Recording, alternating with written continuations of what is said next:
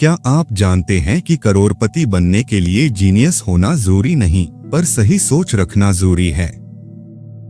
एक चपरासी जिसने 30 साल तक मामूली सैलरी पाई, लेकिन रिटायर होने तक करोड़ों की संपत्ति छोड़ गया। और दूसरी ओर लाखों कमाने वाले लोग जो कर्ज में डूबे रहते हैं। ये सब पैसा कमाने का नहीं, पैसे को समझने का खेल है। और यही रहस्य खोलती है द साइकोलॉजी ऑफ मनी। तो चलिए शुरू करते हैं एक ऐसी यात्रा जो आपकी सोच और आपकी जेब दोनों को बदल देगी। चैप्टर 1, हर इंसान पैसे को अलग नजरिए से देखता है।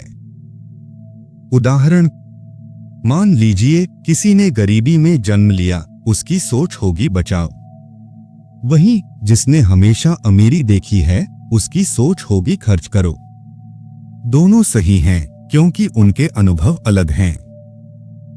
सीख, कोई भी फाइनेंशियल राय तब तक मत मानिए जब तक आपको उसका अनुभव और संदर्भ न समझ आए। जब आपकी सोच का आधार ही अलग है, तो क्या पैसा कमाने का तरीका भी अलग होना चाहिए। चलिए अगले चैप्टर में इसका राज जानते हैं। चैप्टर 2, भाग्य और जोखिम, लक रिस्क। उदाहरण, बिल गेट्स की स्कूल में कंप्यूटर था, लेकिन अमेरिका में ही 99% स्कूलों में तब कंप्यूटर नहीं थे। गेट्स की मेहनत के साथ साथ उनकी किस्मत ने भी साथ दिया। सीख, सिर्फ मेहनत से नहीं, समय और अवसर भी बड़ा रोल निभाते हैं। जब तक आप किस्मत और जोखिम को नहीं समझेंगे, तब तक जीतने और हारने में फर्क नहीं कर पाएंगे। अगले अध्याय में जानिए संतोष की असली कीमत। चैप्टर 3, कभी भी काफी नहीं होता, नेवर इनफ।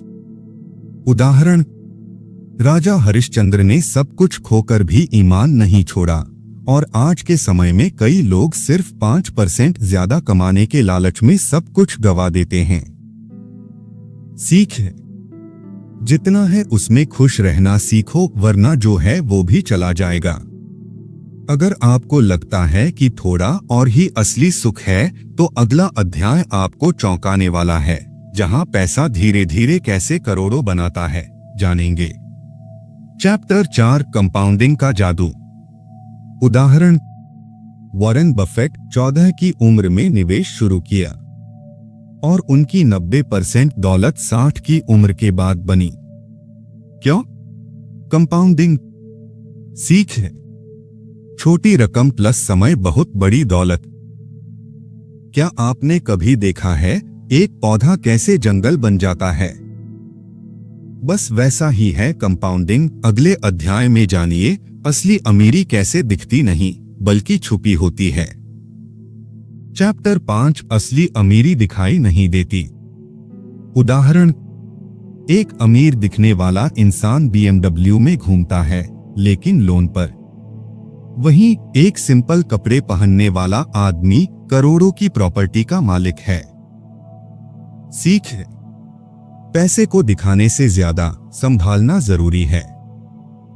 अगर आप दिखावे में उलझे हैं, तो असल अमीरी आपसे कोसों दूर है। चलिए अगले अध्याय में सीखते हैं पैसे की असली ताकत। चैप्टर 6, पैसा कमाना जरूरी नहीं, समझदारी से खर्च करना जरूरी है। उदाहरण, एक व्यक्ति 30,000 की नौकरी में भी सेविंग्स करता है, और दूसरा 1 लाख कमाकर भी खाली हाथ है। फर्क है सोच का, ना कि आय का।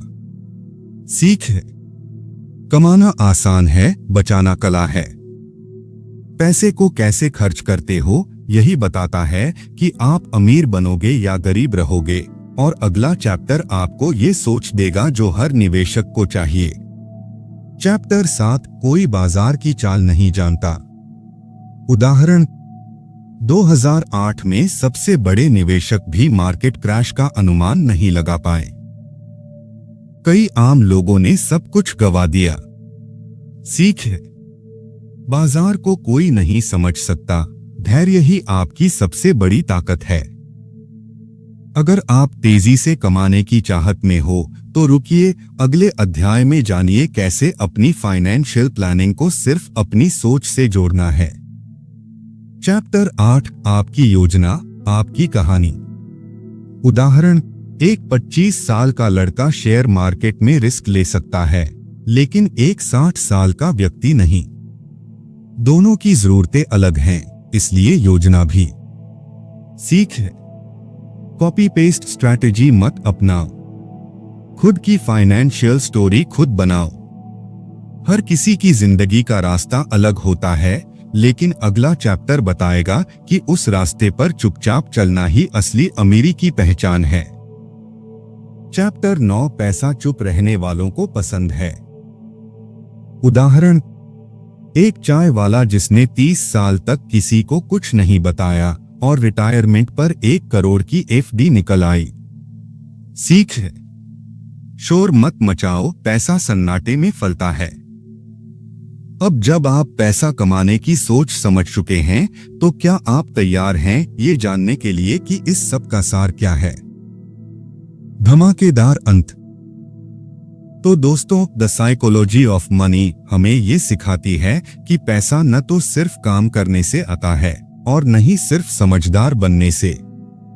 ये आता है सोच, संयम और धैर्य से। जब आप लंबी दूरी की सोच रखते हैं, जब आप कम में भी संतोष ढूंढ लेते हैं, और जब आप चुपचाप अपना काम करते हैं, तब पैसा आपके पीछे भागता है। अगर आपको ये वीडियो पसंद आया हो तो इस चैनल को जरूर सब्सक्राइब करें, क्योंकि